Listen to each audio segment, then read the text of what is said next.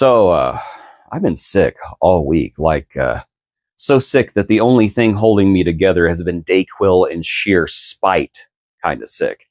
And I figured after I finally beat it and I was no longer contagious, I was going to treat myself. I was going to go to the movies and take a nice long nap because, come on, no good Predator movie ever hits theaters anymore, right? I was just going to curl up in that reclining seat, turn on the heater, and hibernate like a Yautja after a big hunt. And then the movie started. Suddenly I wasn't napping anymore. I was sitting there, looking at the screen in horror, thinking, oh no, this is actually good.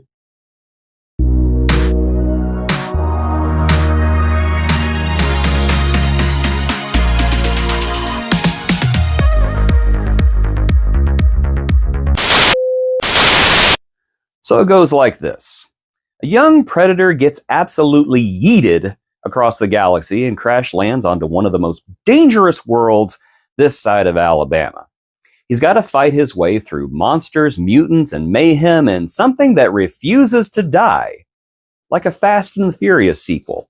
An unkillable alien nightmare straight out of the fever dreams I've been having for the last 5 days. Along the way, he teams up with an android from the Aliens universe. Now, don't panic. This is not one of those terrible Aliens versus Predator movies. Well, it is, but it also isn't. Unless you count the Yautja, because, I mean, come on, they are aliens and the Predators. And well, the Xenomorphs are also aliens and by definition also Predators as well. You know what? Who even knows which side is which anymore? This is like the world's worst custody battle. It's like an intergalactic family reunion that got way out of hand. The Beast that we are talking about was directed by the same mad genius behind Prey and Predator Killer of Killers, Dan Trachtenberg. And man, he brought his A game to this movie. This is like Prey times 10. You can feel it in every frame. It is brutal. It is stylish. It's got vision, colors pop, joy, practically explodes unexpectedly out of the screen. I had no idea that this movie would be this much fun.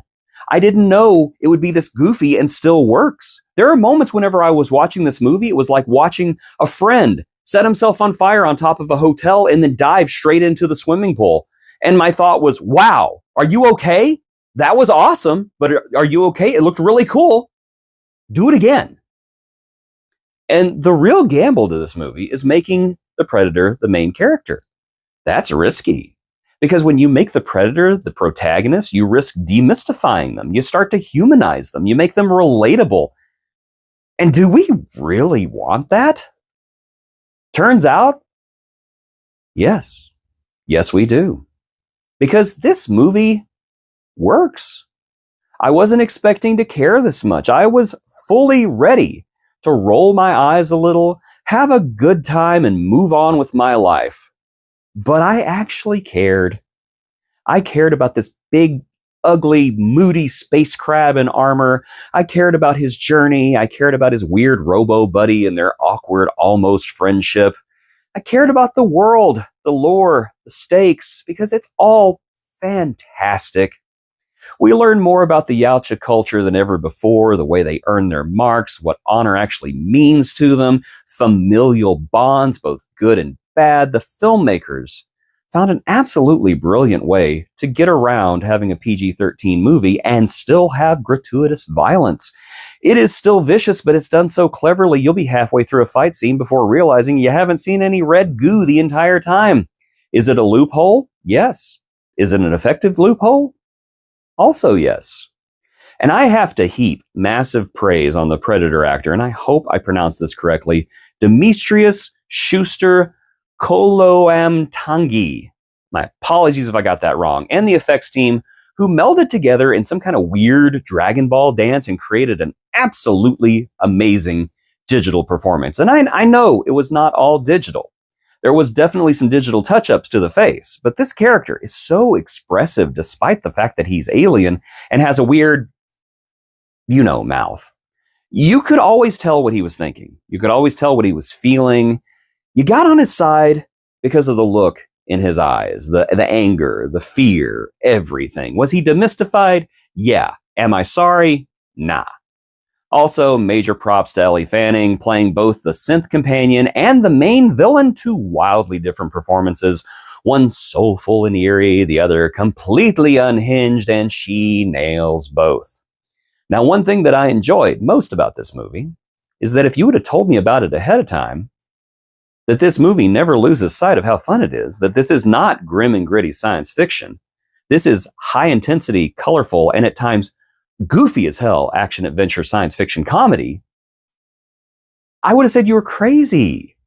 But the humor is in there just right. Even when something absolutely nutty happens, it always seems to work. Again, it's the guy who sets himself on fire to jump into a hotel swimming pool. I can't believe that just happened, but that was awesome. Do I need to call an ambulance? Can you do it again? Some people are going to look at this movie and say, well, this isn't really a Predator movie, but are you sure about that? Are you sure about that? Because Predator Badlands shows us exactly what makes a predator a predator. Adaptation, evolution, the relentless pursuit of being the best hunter no matter what universe you land in. And the only real difference this time, well, this time we're seeing it through the eyes of the predator himself. And it's fresh, it's bold, it was a risk, and it's exciting. At its core, Predator Badlands is about becoming a better predator by breaking from norms. In a sense, our main character is a revolutionary. So yeah, color me impressed. Predator Badlands is more than worth the price of admission. Go see it once, go see it twice, drag your friends, your enemies, your weird cousin who keeps saying Predator 2 was underrated. It was. I'm sorry, I am that cousin. We need to reward this kind of risk-taking. Remember, you lazy moviegoers out there, lost us the Tron franchise. Don't lose the Predator franchise, too. If you did like this review, why? But hit that like button anyway, share it around, and subscribe for more rants, reviews, and more opinions from somebody who's been sick. Or, I say I've been sick. That means I'll get better one day, which I won't. I'm sick for life. Also, become a Patreon down below. Click that video description link down there. Keeps me supplied with cough drops and movie tickets, and I would really appreciate it because I am clearly not napping in theaters anymore.